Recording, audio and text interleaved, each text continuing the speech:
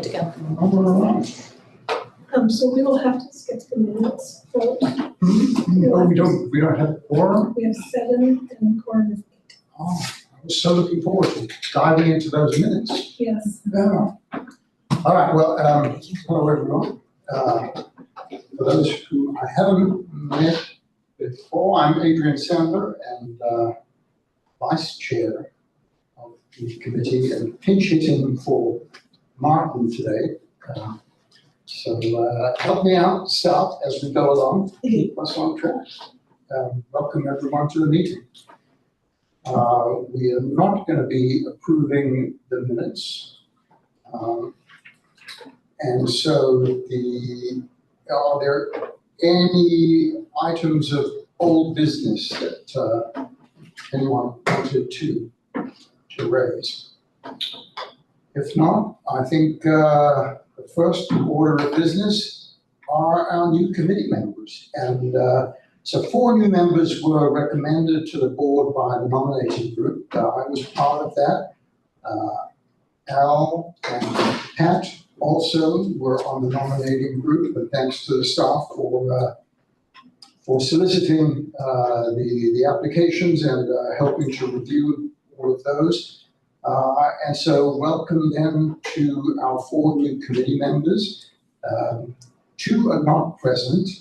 Joe Jameson, who is serving the funder and community investment role for the committee, and Sarah Kaburek. Sarah, are you online?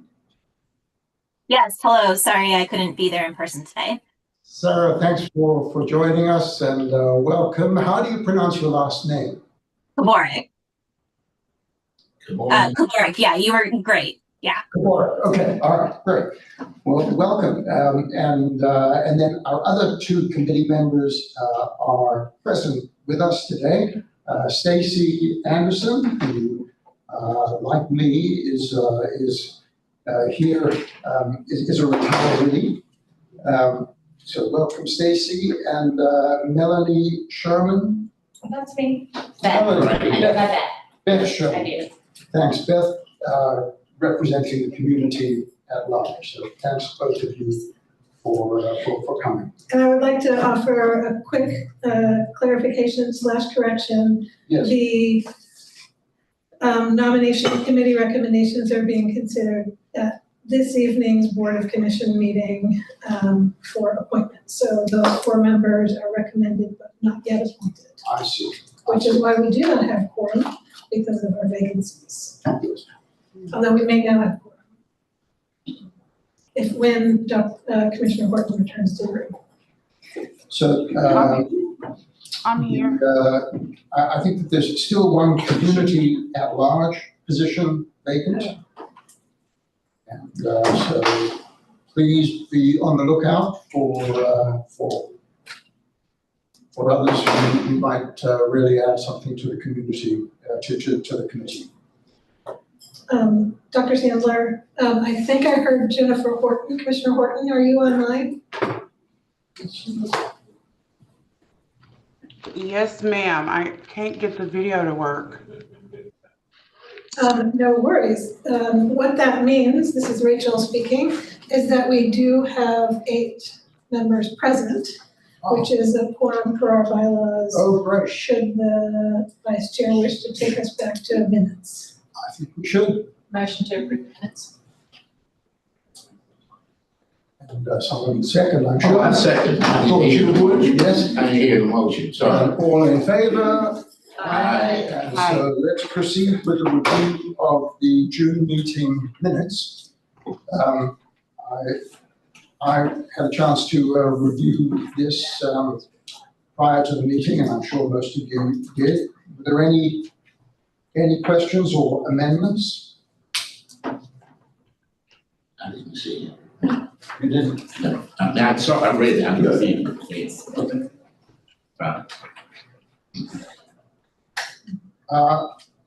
You know, as I read it, there was one thing that really sort of stood out as a question to me, and I'm sure that this is going to come up during the presentation, Rachel, but one point on the second page, towards the end of the minutes, was that at last meeting, and I'm quoting minutes here, L. Whitesides discussed the difficult budget process this year. Going forward, the committee needs to evaluate the impact of the funding. The Early Childhood Fund was originally developed to increase the number of childcare slots in the community and increase overall early learning kindergarten readiness. However, due to circumstances, including the pandemic and natural disaster, that has not happened. And you're just raising the broad issues as to how does the work of the committee really most effectively serve to further the goals of the committee. And I think that is what we really need to be sort of grappling with and trying to solve. 100%. Yeah. Are there any amendments to the minutes? A motion to approve? So moved. Second? All in favor? Aye. Aye. Okay, the minutes are approved, thank you. And so next on the agenda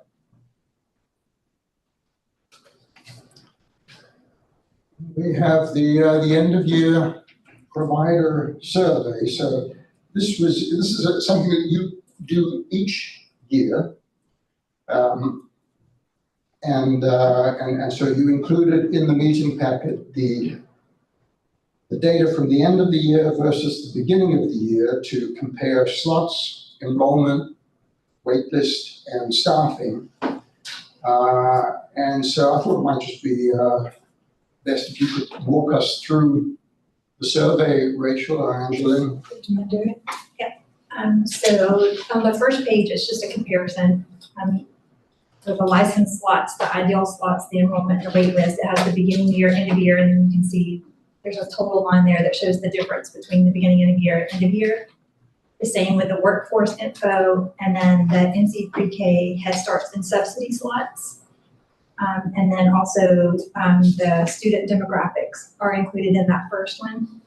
And then on the next couple of pages, it's just the actual data from the beginning of the year, so you can see it per organization, what they reported at the beginning of the year for those data points that fed into that summary slide on the first line.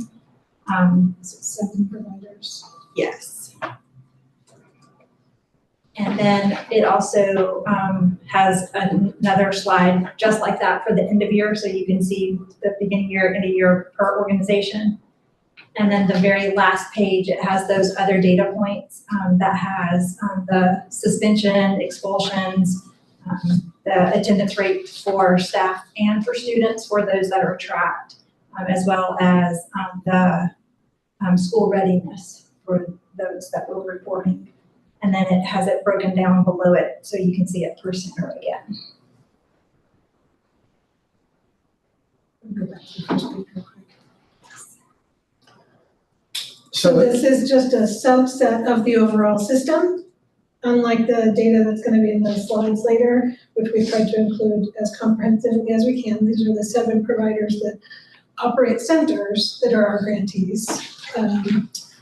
We had a decline in what they reported in terms of licensed slots, and we could look at the difference, which provider reported a lower number.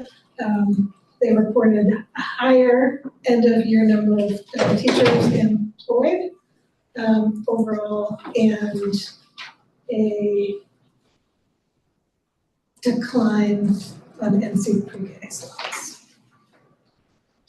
So why do the slots decrease in number over the course of the year? Let's see.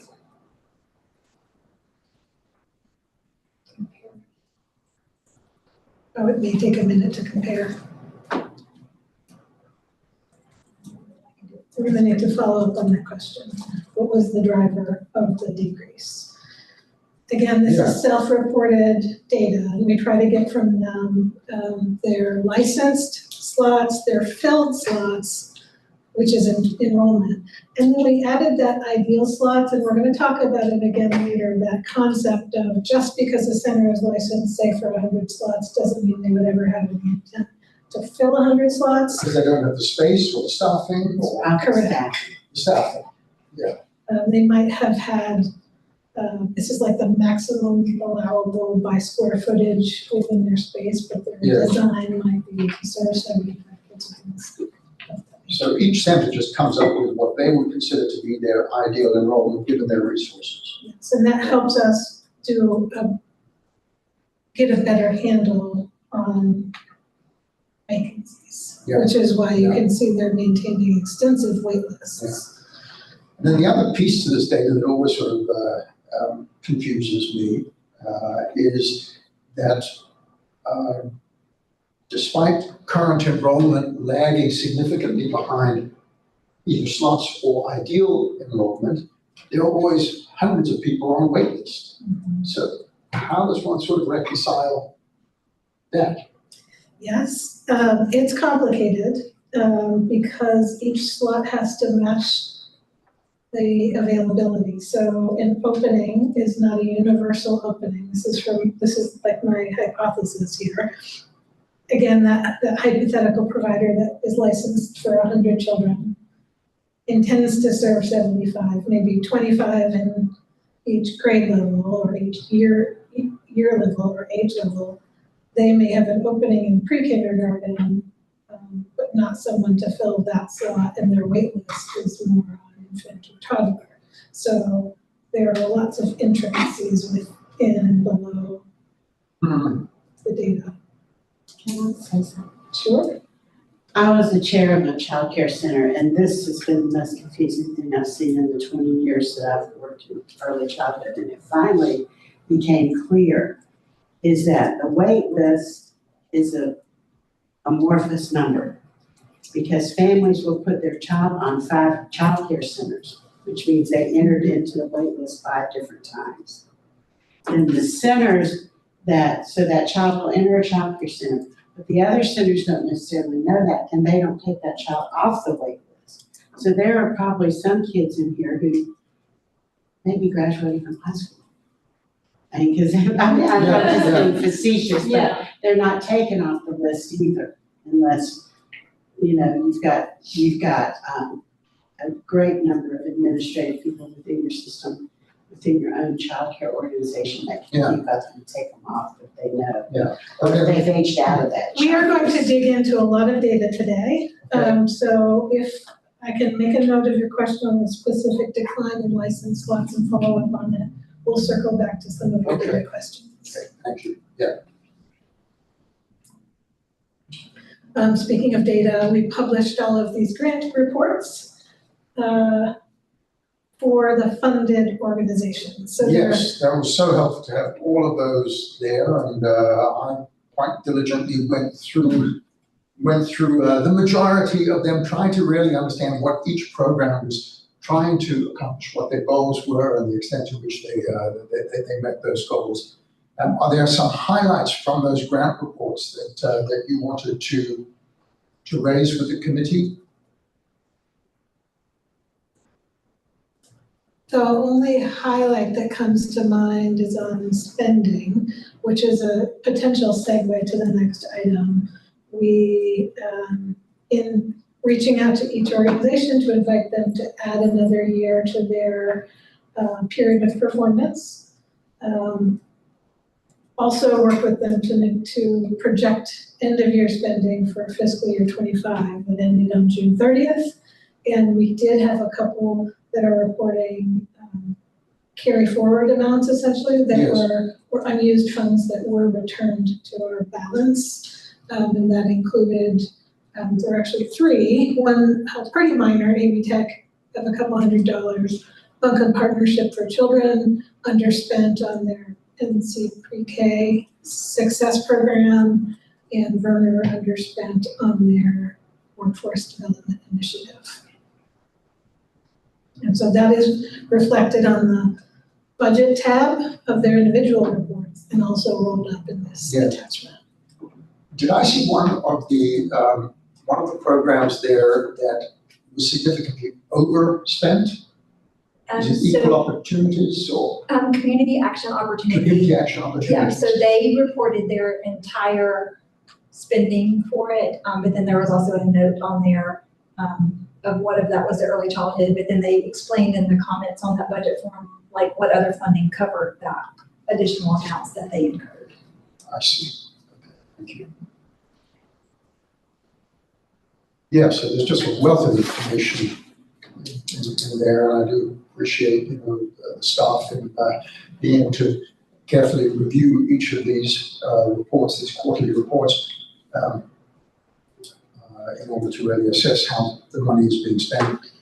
So the next thing on the agenda then, is there more to say about the available, the carry forward?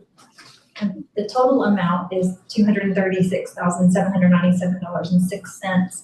And at the top, it just kind of gives an overview of all of the revenues that have came in plus the expenses. So we did have some that was unspent in FY23, but then you guys did allocate some of that in FY24 and left about $78,584 that was not allocated, plus the amount that came forward from this year. But because you had allocated a little more last year, that came out of that overall. So the total amount that is available in the fund right now is $236,797. From our May meeting to now, were there organizations that reached out inquiring about any available funding that would remain for a process, or not? I have not received. No one's reached out. I would say that any general questions, I was providing the answer that there's not an open application at this time. So it's hard to base what need would look like based on that. Thank you. Has there been any additional feedback that you've had, maybe informally, from programs regarding the decision that the committee came to in June? I think it's probably best to let folks speak for themselves using the public comment. But in general summary level, the providers that were already funded expressed gratitude for the ability to negotiate and extend, and the organizations that did not have an opportunity to apply expressed disappointment. Yeah. Having to delay an application, yeah. Okay. Makes sense, thank you.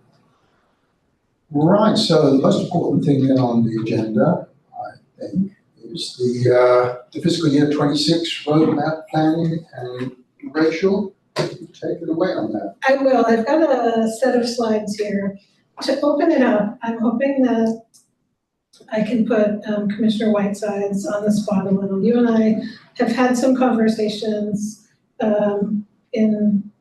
over the course of this last few months as we answer the rest of the commissioners and the public questions about the Early Childhood Fund.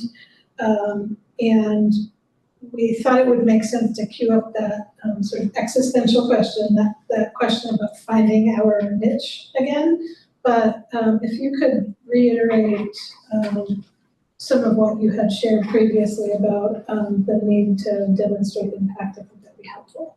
Yeah, I think what's come out of this is, in talking to communities we've gone along, we can't forget why we started this program. And the reason for it was a lot of us on the commission, well, not a lot, all of us were concerned about what we were seeing in the community. And I know personally, it goes back to me to the 80s and banking, we were losing good people, because if they had a couple of kids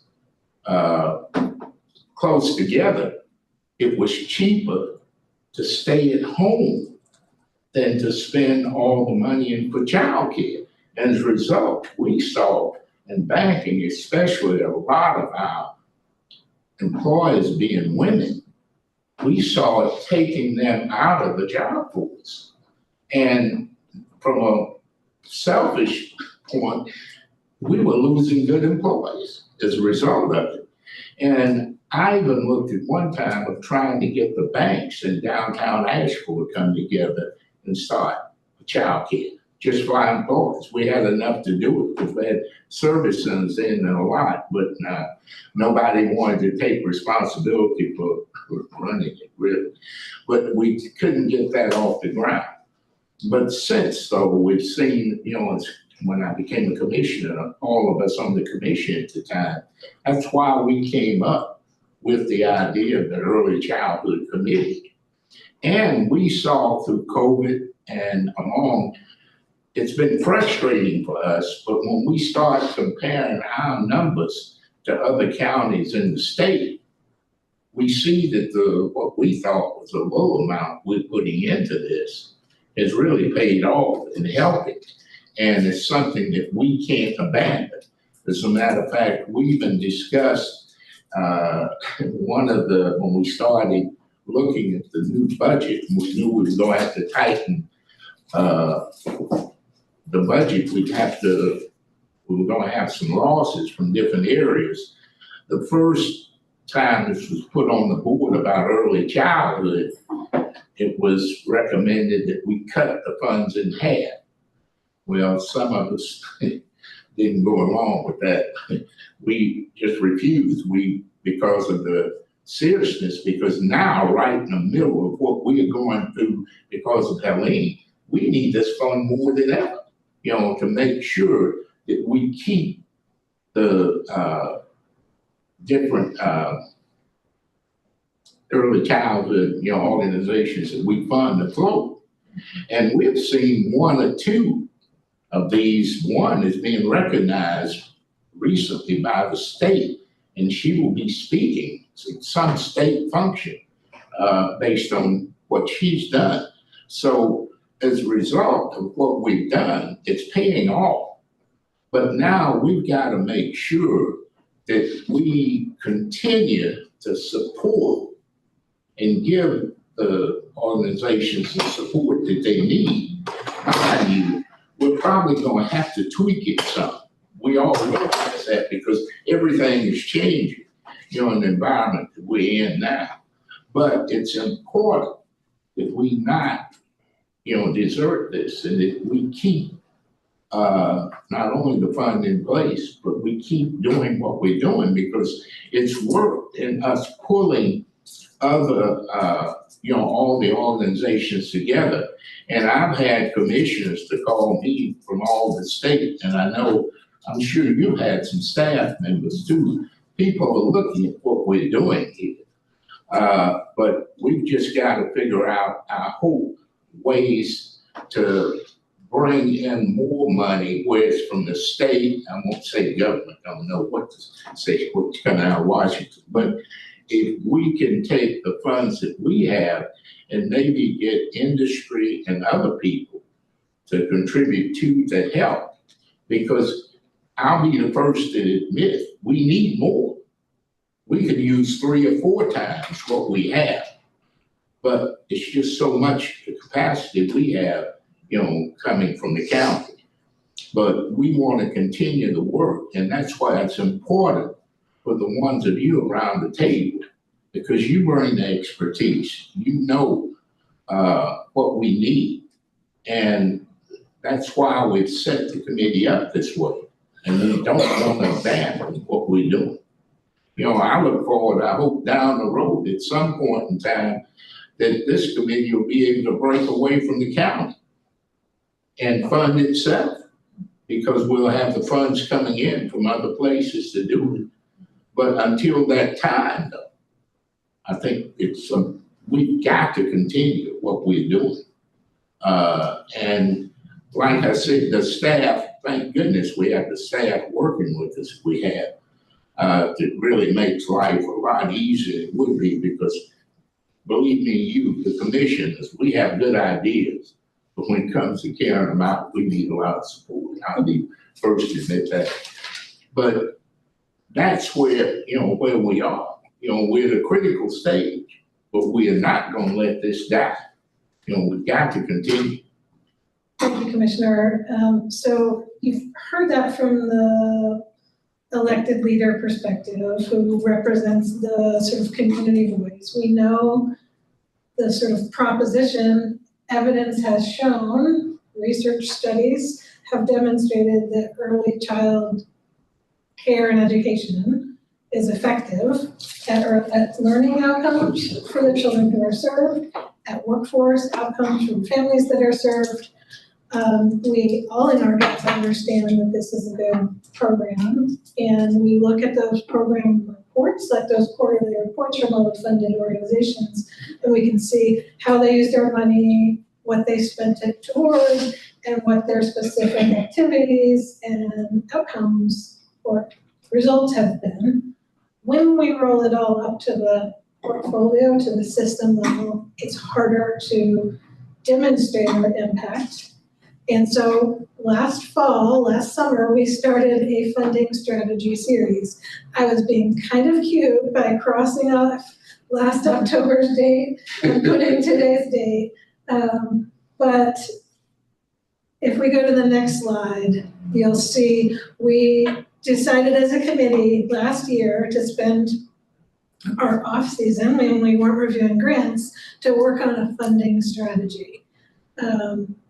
To affirm that we're making our investments, shepherding this $4 million-ish a year that we have in a way that lines up with the resolution, the original intent, considers the results that we've gotten to date, and that maximizes the opportunity that we have as one player in this bigger system, or on behalf of a local government, we're at the table in a system that's got a state and Fed and other players as well.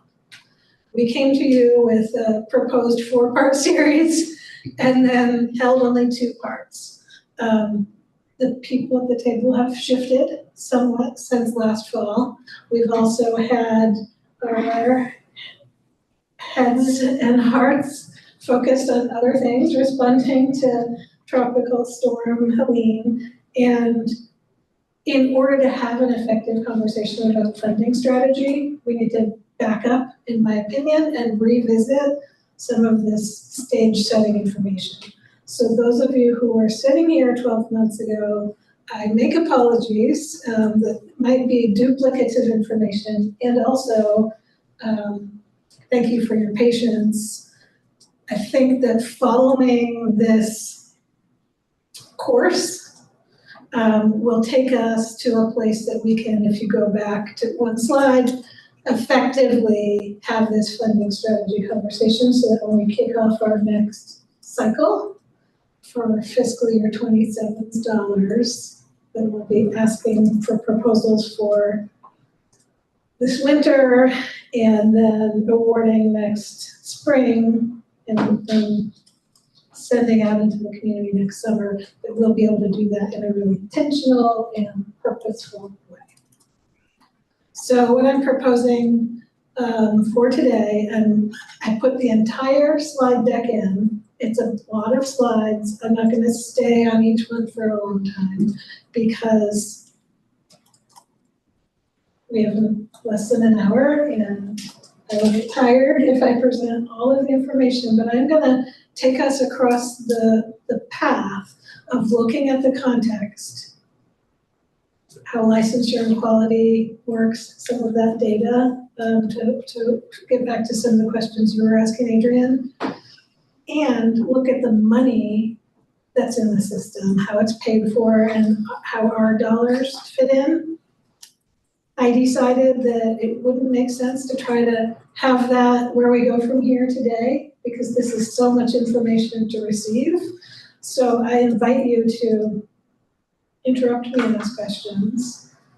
Take this information home and consume it later, and look through the details on the slides, come back with questions in the future, and let staff know whatever pace makes most sense. With that, let's get into it.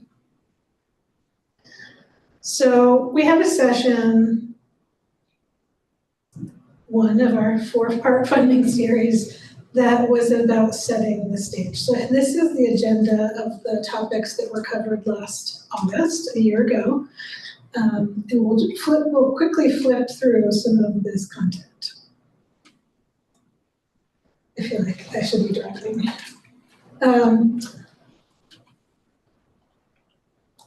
NCDHHS, you have heard and will continue to hear, is a primary driver within early care education.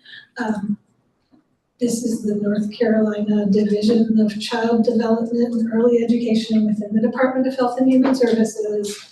And they're the ones within the state that is tasked with quality and access to childcare.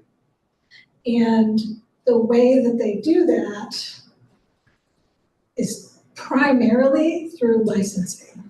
That is one of their most important, largest functions. They do provide technical assistance to childcare programs, and they do some of that behind the scenes work to support the body that does the regulating, which is also at the state, the Child Care Commission. And they do, in addition to license, evaluation and monitoring. Another key program within the state agency is NC Pre-K. So we'll talk about this later, but when we, as a committee, said to ourselves, what if we wanted to focus on pre-K specifically? And could we do universal pre-K? What would that look like? Our subcommittee that studied it came back and said, we've got a really high quality, well-organized and run program here in our state called NC Pre-K. Let's hitch ourselves to that and figure out how we get the most out of that. So this is the same state organization, DCDEE, within NCDHHS that runs that program. They also fund child care resource and referral and provide funding to the partnerships for children across the state.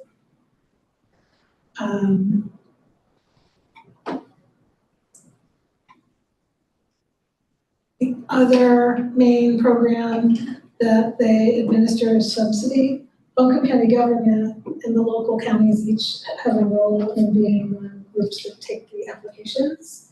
But this is the entity that lets us know the available budget and how many slots that we can fund and when we can clear our wait lists and all of that.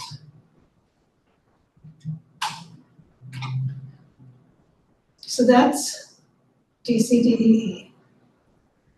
A little bit more about licensing, because so much of how childcare is defined is based on licensing. They define what childcare is, and they require licensing under certain circumstances. So the definition that they provide actually goes all the way up through middle school. They put up through age 13. You'll remember weird things with data sometimes where it's hard to separate the 0 to 5s out from the whole thing. It's very specific how many hours of day and whether the children can be related. So they have, this is a statutory definition, meaning that's in North Carolina state law. And if it meets that definition, childcare centers or providers are required to be licensed. So essentially what they're leaving out is informal at-home situations. The licensing requirement starts at 1. To be licensed, a provider is in at 1. However, they have the opportunity to voluntarily meet these enhanced standards and get a 2, 3, 4, or 5-star license. So we'll talk more about that later, but when you see data and you see 1-star centers, it doesn't mean they're very poor quality. It may mean that they're deciding, based on their philosophy or approach, that they're not going to work with the state to demonstrate their quality, that they're going to comply with the legal requirement to be licensed in that setting. Religious sponsored centers are also allowed to meet those voluntary standards, but not required.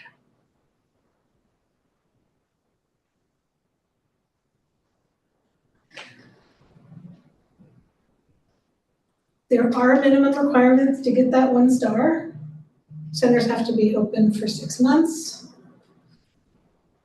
The providers, the workers in the center have to have certain levels of training and safety. And then the center itself has to have certain levels of safety as well in terms of sanitation and fire. So that's like the floor. But then they can earn points based on program or education or quality to get to become basically that 5-star center. The reason that it might make sense to get more points, childcare subsidy pays reimbursement at a higher rate for a 5-star center. So if they're taking that subsidy for families that can't afford to pay for childcare on their own, they're getting more dollars per child per month for a 5-star license than for a 3. I won't go into all of this. It's very industry specific. IDRs and ECHRs, sometimes you hear people refer to, and that's around getting these program standards. And these are the things that the Child Care Commission will occasionally evolve over time, what the exact credentials are. And we try to watch, I looked over at Stacy on my right because I know you're a good policy watcher. We try to watch what's happening in Raleigh and as say ratios or other specifics within this regulation changes, we keep track. So this is the providers in Buncombe County. 2024 is the most recent data we have.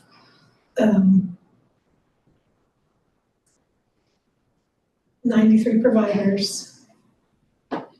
This doesn't include care, correct? Does it include home care? Yes, it does. Yes, family child care centers are included. So that, let's flip to the next one because that isolates just 1 year. If we exclude the nine centers that got a 1 star, they just said we're gonna do the minimum.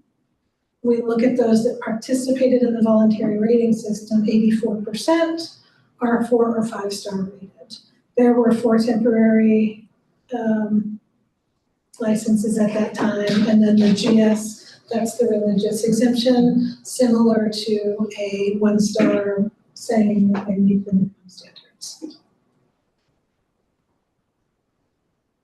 The point we're demonstrating here is that we have high quality centers. Quality does not tend to be, when we think about the problems with childcare, it's not a quality problem. Now it's certainly tied, providing high quality care is expensive. But if we were setting a goal, deciding to work on getting more centers moved up in the star ratings isn't necessarily, doesn't have the room to run that it might have if you backed up that clock 20 years. Rachel, may I ask, do you think that the gap between the state average and Buncombe County there in more recent times is significant in terms of, what does this mean in terms of quality? Certainly appears to be. We outperform the state average in Buncombe County in terms of quality star rating.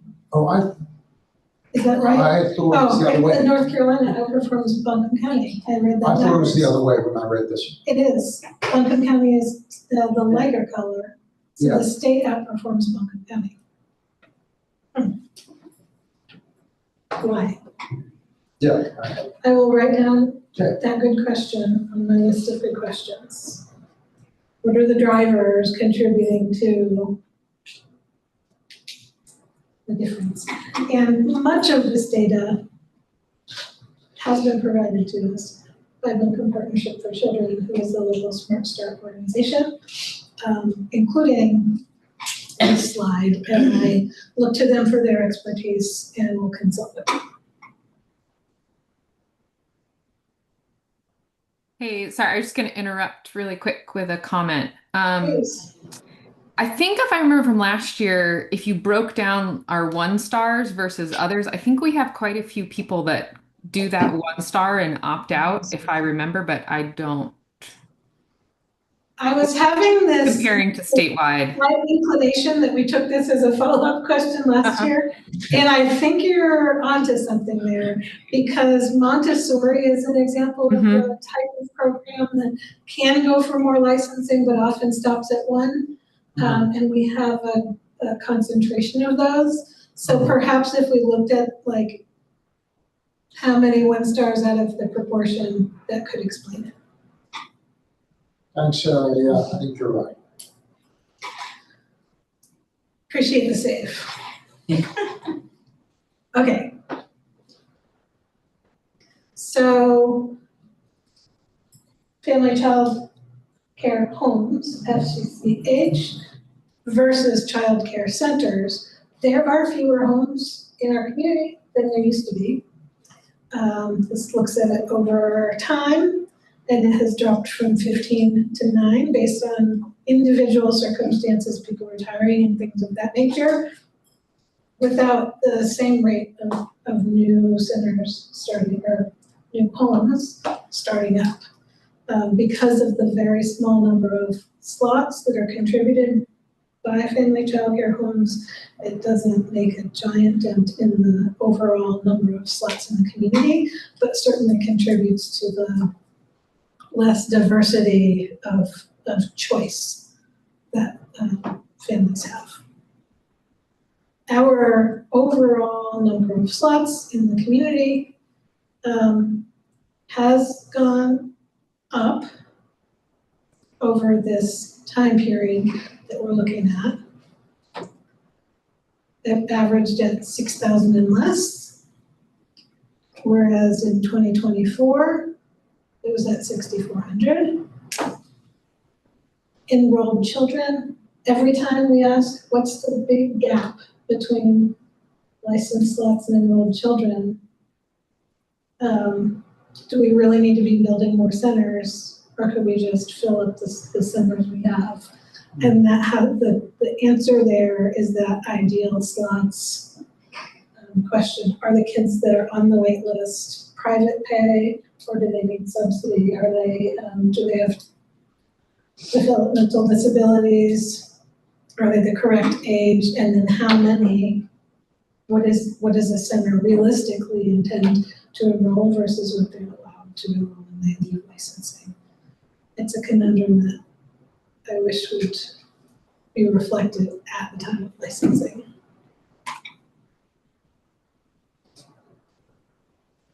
So when we set out, we're going to come back to system level measures.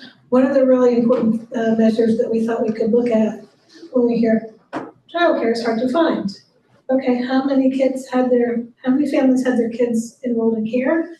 31% of children when we launched the program, 0 to 5 were enrolled in the licensed child care program. It's never going to be 100. We weren't exactly sure how to look at other communities and our own factors to try to estimate how many a community really would want, but we know there's more demand than there is care. So we wanted to see that number rise, and it has in fact not risen. Looking forward to seeing what the 2025 data show when they become available. We look at that by age, we see what may be surprising, maybe obvious, but we're doing pretty good in enrolling pre-K. There's been a lot of emphasis on building up pre-K, expanding pre-K, and at that time, 60% of 4-year-olds or rising kindergartners were signed up for a program, whereas the longest wait lists are where there's less population enrolled. It's most expensive to deliver infant care when we look at those child to teacher ratios. There's very low percentages of the total number of infants and toddlers in the community that are enrolled compared to preschoolers. We also talked about the overall child population. There are fewer kids in the community. We tried to study this compared to other counties and understand, are we in some way an anomaly? We looked at counties contiguous to us to see if there was like work and commuting patterns, and it ultimately identified this lines up with national trends. We also looked at our percent of kids enrolled in care compared to other counties. This is a list of contiguous and most populated in the state. We're doing better than the statewide average, which has 13% of 0 to 5-year-olds in local care. But we, while we are near the higher percentages, showing that this is not a local problem, we are not the highest, which we're seeing in Wake and New Hanover. It looks like we're 30. And we also studied this over time. Do you know, Rachel, if those counties have specific county-led initiatives around early childhood education? Because I mean, Wake stands out for me because I know they do. Yes, And and so every like one of them is here- different from every other. Yeah, Yes. but they have something going on in the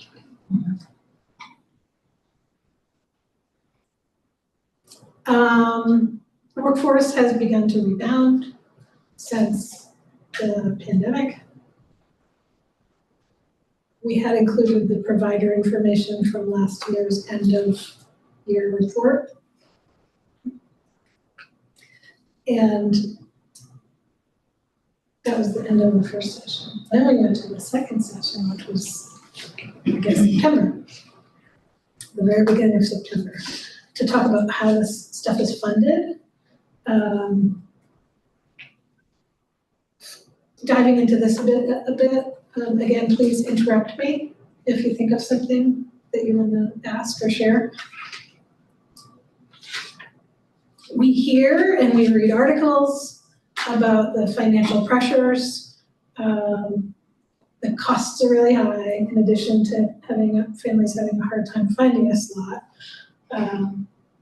Providers are having to increase fees to meet the teacher pay needs.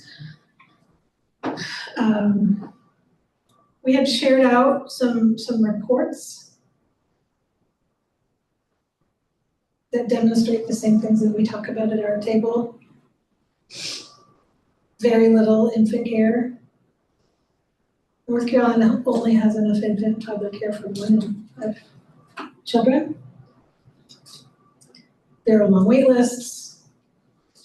The workforce challenges are tough because wages are low. And there's a couple other reports that have come out in the last couple of years.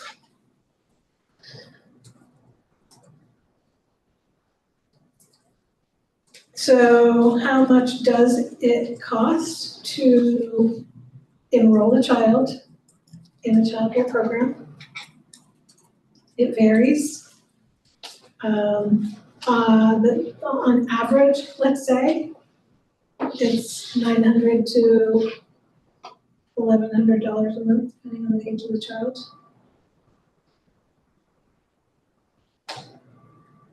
In addition to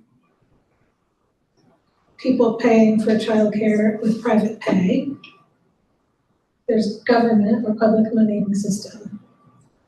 The Early Childhood Fund is the middle slice. Subsidy is the highest dollar public funding. Head Start comes in second. The stabilization grants, which were one time and are gone already. They were one time and then renewed a couple times. That was one of the public policy advocacy things we were watching here. So then that brings in Buncombe County's Early Childhood Fund, which is, that's a prior year number, so it's closer to 4 million. More than Early Head Start, more than NC Pre-K, more than Developmental Day is coming through our program. I ask, is the amount of the subsidy for an individual family, does it vary according to their income or other factors. The way that subsidy works is that there is a family contribution. And so yes, the amount does vary.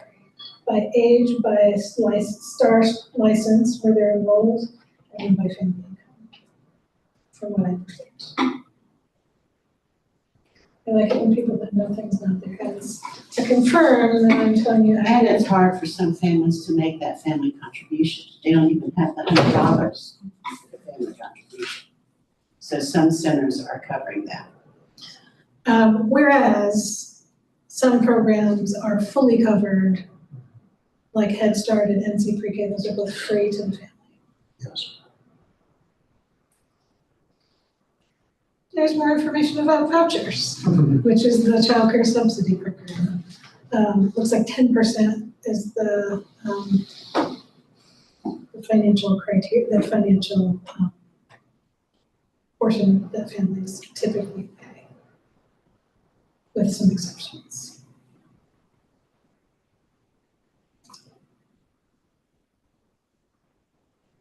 And here's the rate by age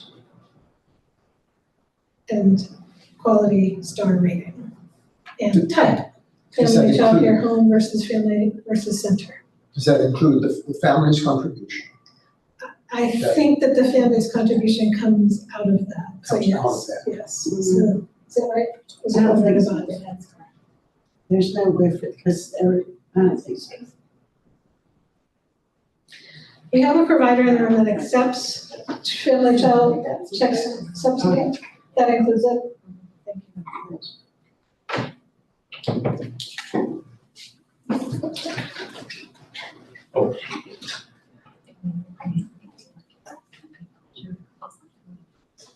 Oh, yeah, it was in my talking points last year, and Angela has reminded me, that these numbers are less than what it costs for the provider to deliver care.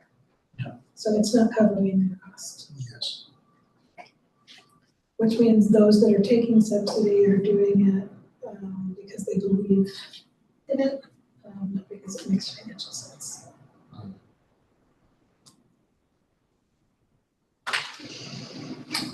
Head Start, a little more information about that. I mentioned that it is a no cost.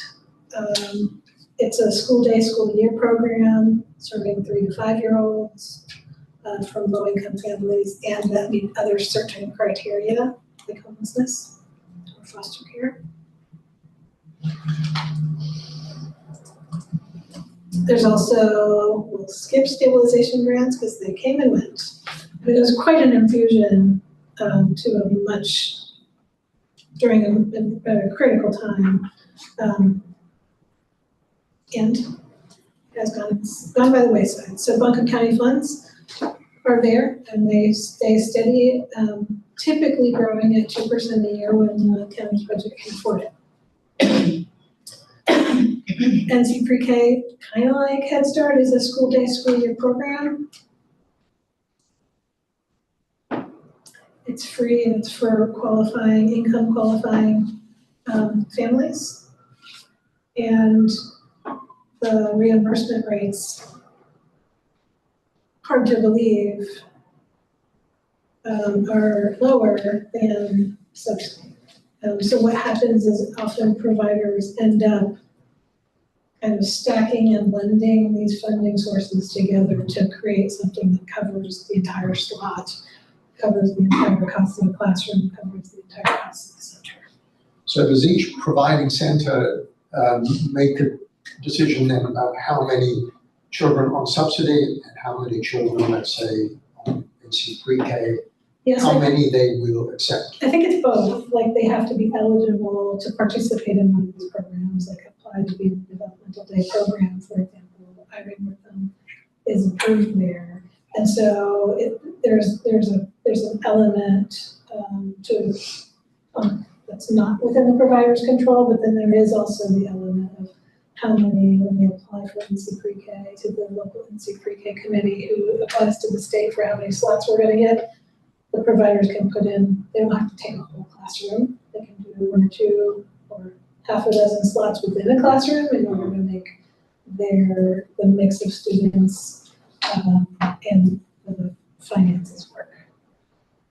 Is this a big contributor to the lack of enrollment? That is, that there's a bottleneck at the center level because the centers are needing to make decisions based on calculations as to overall costs and revenues. And if centers were able to increase the number of children on subsidy by 10%, would that make a substantial difference to the numbers of children being served?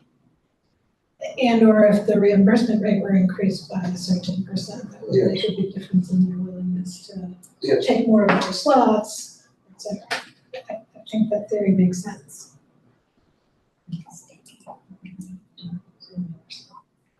That's true. If the state funded more slots, this NC pre-K expansion is a great example. We've talked about investing in the Buncombe Partnership for Children's NC pre-K expansion program. What they're trying to do is create solutions to where the NC pre-K program doesn't thrive. And with the idea that more providers will enroll because they'll be getting a better reimbursement rate, because we've done a local supplement, they'll be getting an on-ramp to joining rather than just having criteria on day one. And despite us enriching our NC pre-K program in Buncombe, we haven't been able to grow it in total numbers of slots because the state's not putting them in the program. Yeah. So, like public education at the K-12 level, it's also true at the early childhood level. We are very much downstream from the state, who is the primary funder or primary public funder. And Buncombe's been behind the 8 ball on their subsidy rate. There's an inequity, would you call it? An inequity in the rate that Buncombe County receives as compared to Wake and Durham, Mecklenburg.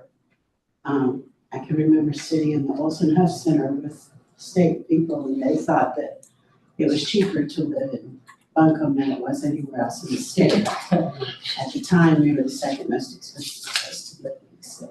And it was this weird self-fulfilling prophecy that we ended up with a lot of nonprofit providers.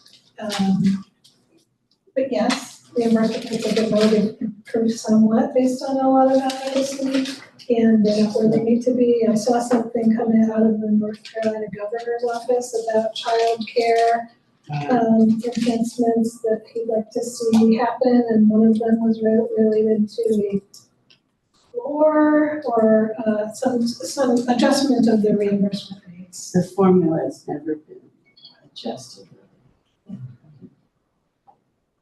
30 years. So we can see, that was a repeat of the previous slide, but we can see that public funding over time on the next slide.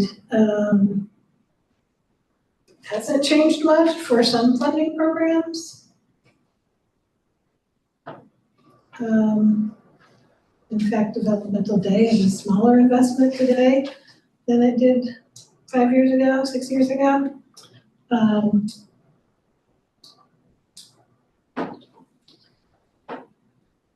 I think providers would say this hasn't kept pace with the cost of care.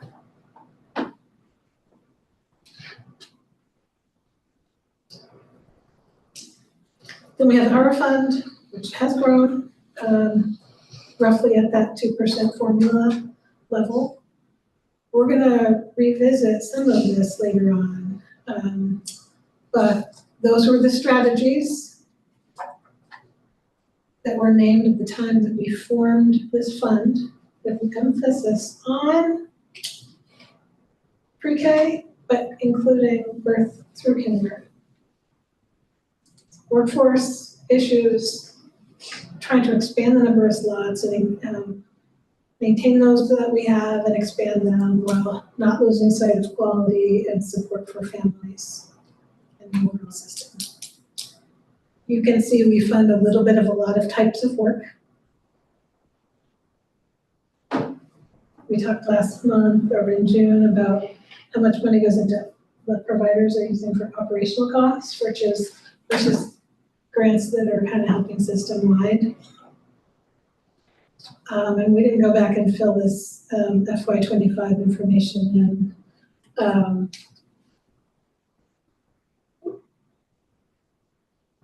We try to roll up and count the number of new slots created, but it's tough, it's complicated. If you took that second to last row and added up those numbers and then tried to see where those new slots are in the community,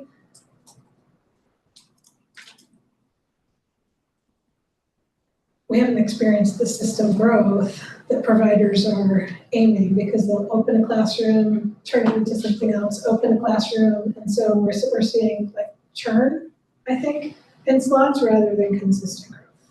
Can you walk us through that slide a little more, Rachel, if you don't mind? Just The overall impact says for each column, which is a year, a fiscal year, here's how much we invested, left to right, over time, with FY25, the year just ended on the right. How much money was granted to how many projects, operated by how many organizations? So we funded 15 projects operated by 10 organizations. We ask them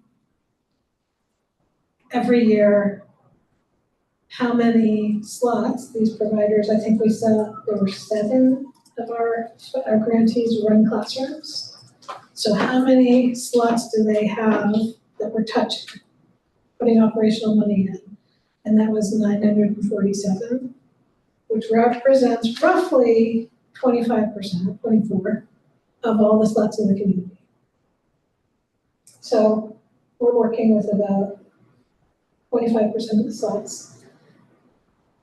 so the fact And that each year we ask them, are you creating any new slots this year? And they put that number down, we added them all up.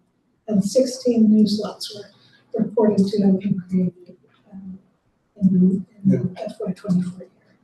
So is the fact that the new slots created is plateauing,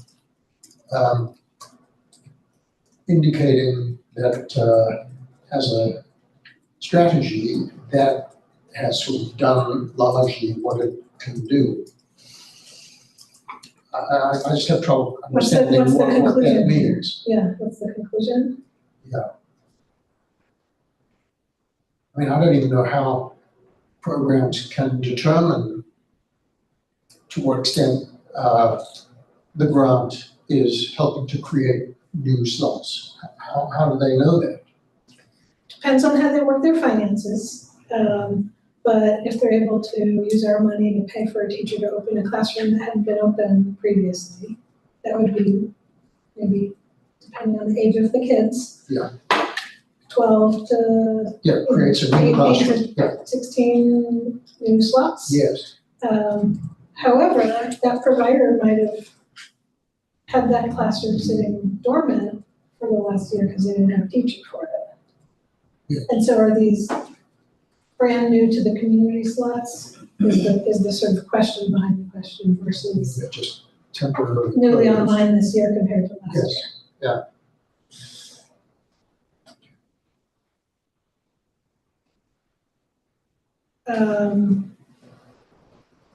I think we can fast forward through some of the analysis of where the money goes.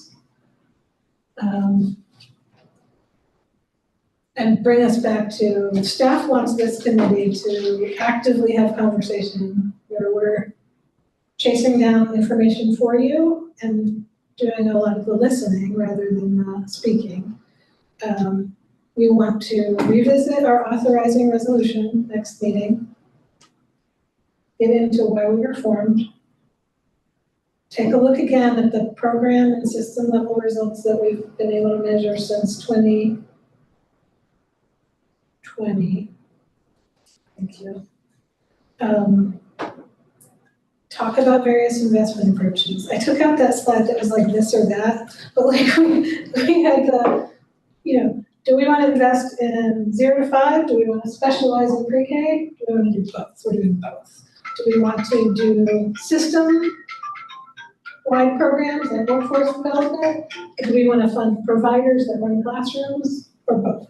So we'll look at investment strategies and try to have this discussion about what's our niche as an investor to something that we know it's important to the community. We know it's important to families. We're having a hard time telling how to make the best difference with our scarce resource. What's our best way to spend this money so that we can open up a grant cycle in December? So we solve those questions by next meeting. And then, With bold leadership. yeah, so I have a question here. Are there some answers to be had by looking at how other counties are subsidizing early child care and education? Perhaps. What sorts of strategies they have? Let's bring some of that in. What else can we bring in to help inform the conversation?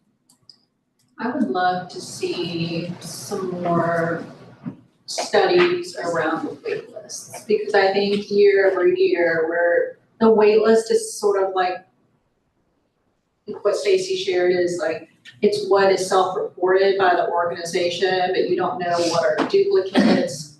And so, if it truly is somebody's put their name on 5 wait lists, does it get reported 5 times? And so it's inflating the actual demand within our community. And so if we were able to really have a study on comparison of unique individuals on wait lists would be helpful for me at least to look then at, okay, if we had all the slots available for everyone on the wait list, what percent of the population does that actually equal that we're trying to aim towards having enrolled in some early childhood education? If we made a slot for every family that wanted it, how many slots would it take? Yeah, and then forecast that out over time and population growth and looking at how do we plan for the future, not just feels like year after year, we're just looking 12 months ahead versus long term. And we have invested in expansion, which was one of the original concepts. And yet, providers struggle to meet their operational needs. So sustainable expansion is part of the equation. So wait lists. And May I speak up about that? please. Where is this wait list? Each provider maintains their own wait list. So there's no true data on it.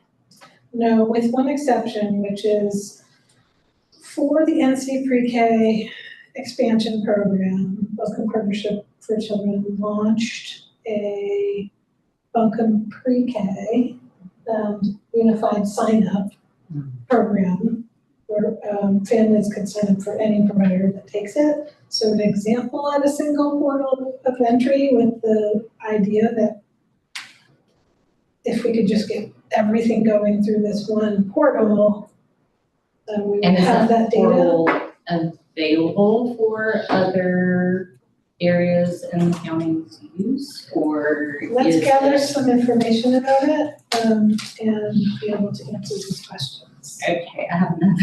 Yeah, Sorry. thank you. No apologies. And I assume that would be the same for the staff. There's no employment matrix. Nobody's following any data over turnover. We have some that is essentially, we have some workforce data from a few sources. Some of it comes through the state and some of it comes through a periodic survey.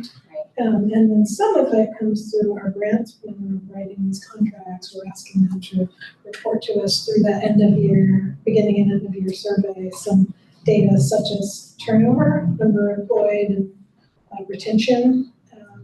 So we can bring in the workforce information that is available. It just affects on our ratios, and it's going to affect, how many subsidies, your vouchers, whatever you're going to be able to take because I know there's a lot of staff turnover that comes from frustration, low pay, you know, there's a lot of things that can be addressed there. So I was interested to know about that. And so there's nobody in the county that's visibly personally going and monitoring or reviewing or going in and finding out themselves these questions instead of a self-report. No, not at Buncombe County as part of our grants. There is support from licensing and some technical assistance that's available there through DCDE, as well as the provider support that we actually help fund through one of our grants at the Partnership for Children. And that's less of a compliance monitoring than it is a coaching and technical assistance function. Okay. Thank you. Thank you for those questions. Those are great. What other ideas from Pat or Maya or Sarah or Jennifer? What can we do to help you feel ready to dig further? One thing that I was thinking about in terms of like, when I think of pre-K, I think of kindergarten readiness. And so looking at that ages of 3 and 4 and 5 versus 0 to 5, like if there's data that says, you know, pre-K or just childcare opportunity 0 to 5 makes such a large difference for pre-K readiness, or is it something that we just focus in on just 3, 4, 5 to get those students so that, like, from an equity standpoint, when they start kindergarten, they all start kind of at more of a similar baseline, and that might kind of impact how we look at funding of which programs. Because if the 0 to 3, like how much of that? So I think what I'm hearing, Mhm. let me check it, is if kindergarten readiness is one of those measures that we're looking at, which it is, are there studies that show us what makes the biggest difference?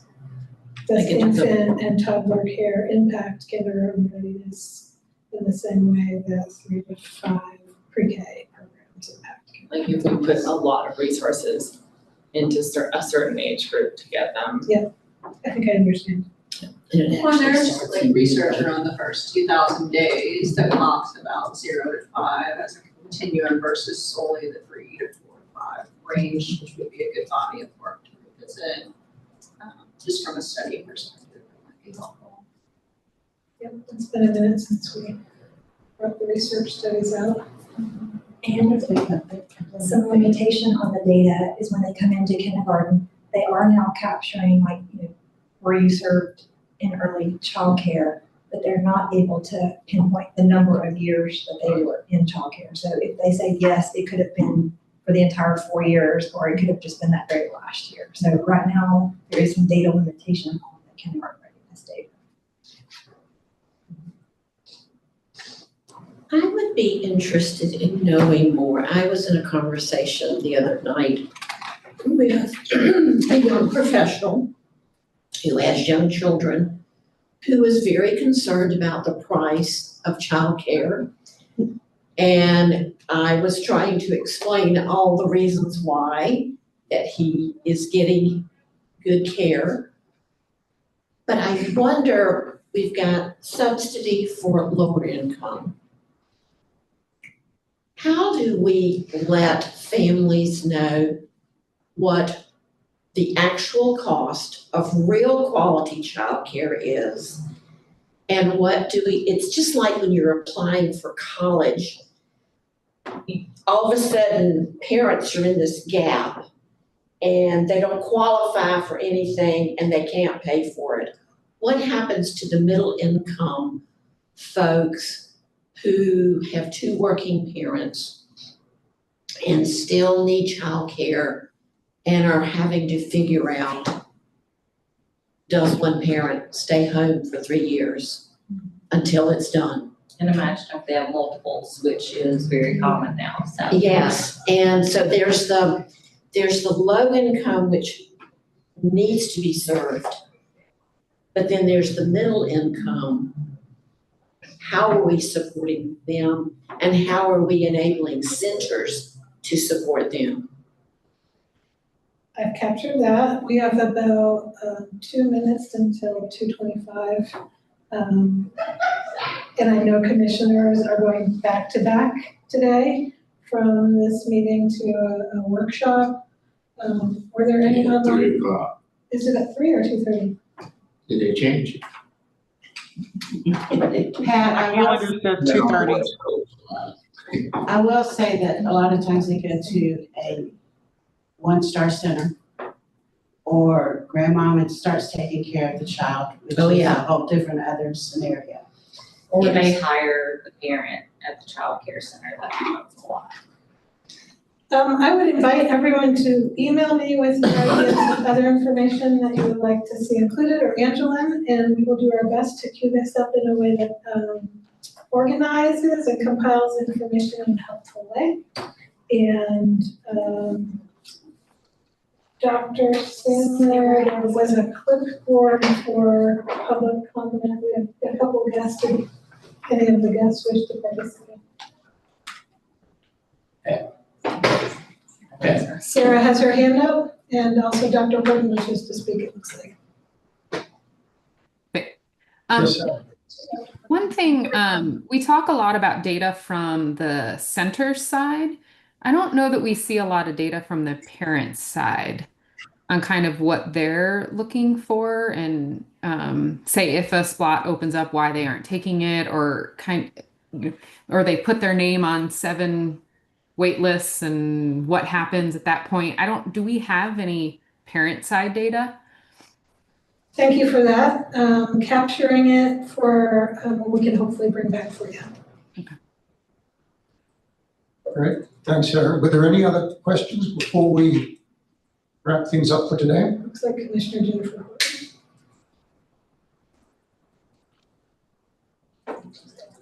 Okay.